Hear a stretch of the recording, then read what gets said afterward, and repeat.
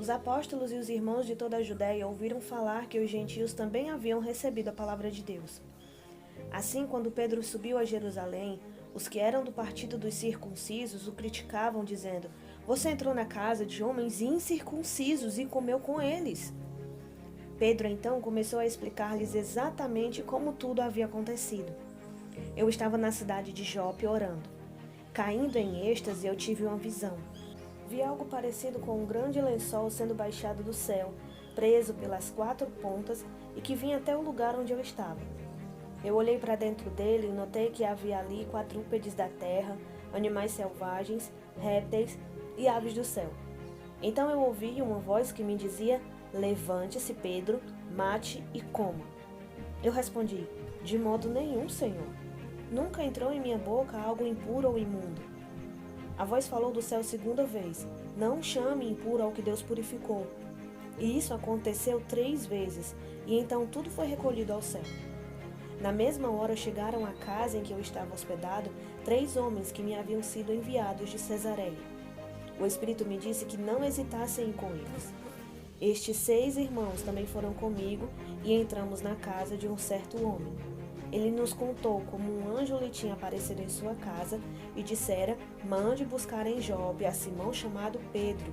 Ele lhe trará uma mensagem por meio da qual serão salvos você e todos os da sua casa.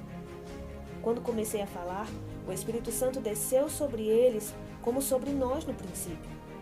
Então me lembrei do que o Senhor tinha dito: João batizou com água, mas vocês serão batizados com o Espírito Santo.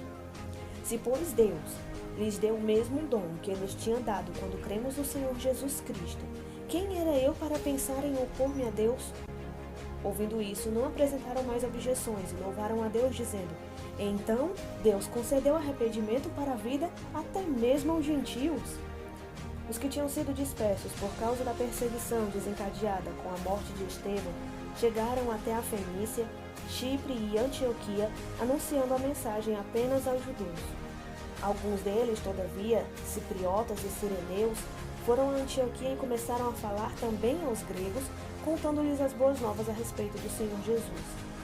A mão do Senhor estava com eles e muitos creram e se converteram ao Senhor. Notícias desse fato chegaram aos ouvidos da igreja em Jerusalém e eles enviaram Barnabé a Antioquia.